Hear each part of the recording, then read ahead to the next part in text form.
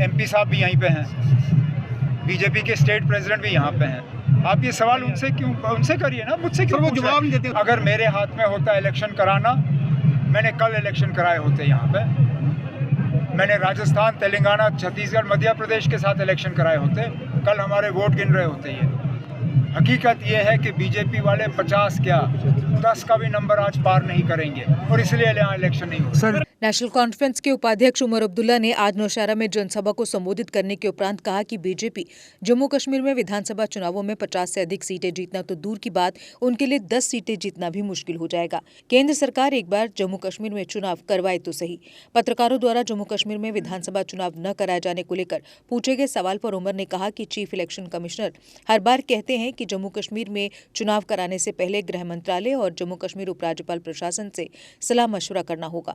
Election commission को केंद्र और जम्मू कश्मीर सरकार द्वारा चुनाव कराने को लेकर इजाजत नहीं मिल रही, तो इसके लिए हम यही कहते हैं कि बीजेपी को जम्मू कश्मीर में अपनी हार सामने दिख रही है, तभी वह यहाँ चुनाव नहीं करवा रही। इसके अलावा उमर ने कहा कि हमने पाकिस्तान के साथ बातचीत करने की बात अगर हम करते हैं तो यही बात पूर्व प्रधानमंत्री अटल बिहारी वाजपेयी भी कहा करते थे। आपको बता दें कि नौशहरा में आयोजित जनसभा में नेंका के कई वरिष्ठ नेता भी वहां पर मौजूद रहे।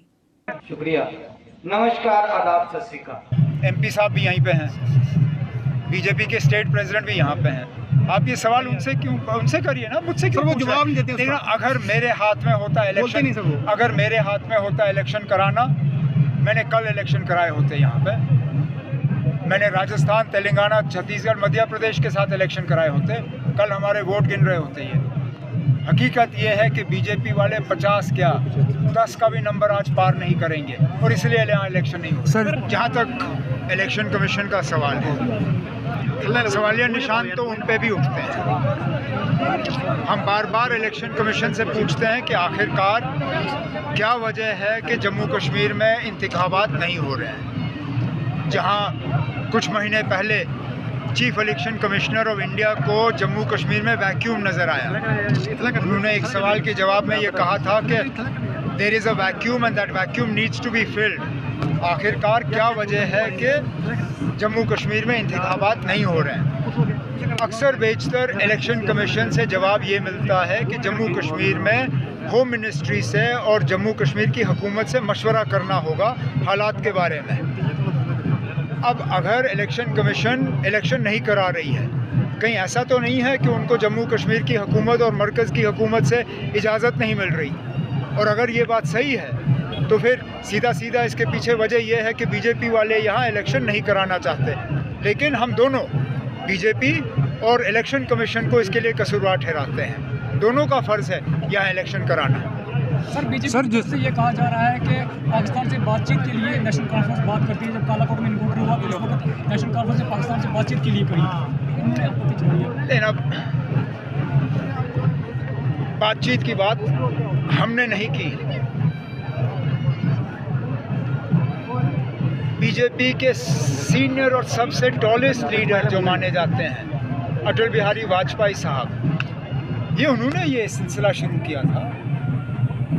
ये वाजपेयी साहब हैं जिन्होंने सरहद के नज़दीक आके कहा था कि हम दोस्त बदल सकते हैं, पड़ोसी नहीं बदल सकते। पाकिस्तान मुल्क जो है आपका पड़ोसी था, आपका पड़ोसी है, आपका पड़ोसी रहेगा। जहाँ तक बातचीत का सवाल है, मैंने हमेशा ये कहा है कि बातचीत के लिए माहौल तैयार करना ये जिम्मेदारी सिर्फ इस मुल्क की नहीं है।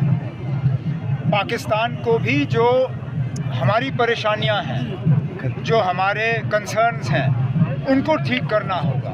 बातचीत के लिए माहौल तैयार करना ये पाकिस्तान की भी जिम्मेदारी है। और इससे ज़्यादा क्या कहें ना, और इसमें कहना भी क्या गलत है। हम कोई सौदाबाजी नहीं कर रहे हैं, हम तो सिर्फ वही बात दोहरा रहे हैं जो वाजपेयी साहब ने दोहराया। हम जब जमहूरियत, कश्मीरियत, इंसानियत की बात करते हैं तो कौन सी गलत बात करते हैं ना। जमहूरियत की बात बार बार जब हम करते हैं तो हम वही बात दोहरा रहे हैं जो हमें वाजपेयी साहब ने।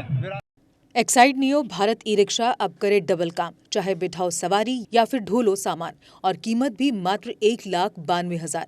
जबकि एक्साइड नियो ई रिक्शा अब हो गया है पहले से अधिक पावरफुल, क्योंकि अब इसमें लगाई है 1200 वॉट की मोटर और नया व बड़ा डिफरेंशियल। जबकि चढ़ाई चढ़ने के लिए अब आ गया है इसमें पावर गियर, जबकि कीमत वही पुरानी 2,22,000 रुपए।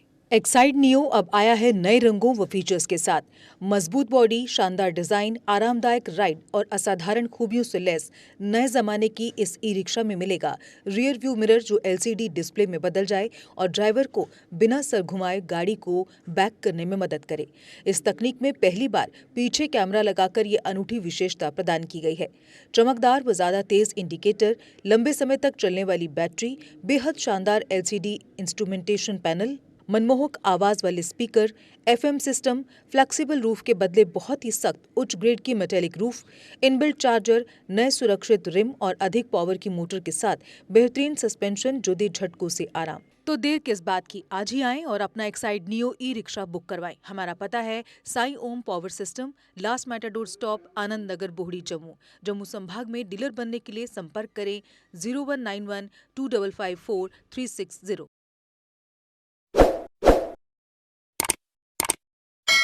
जम्मू कश्मीर की खबरों के लिए जुड़े रहिए GK अपडेट के साथ।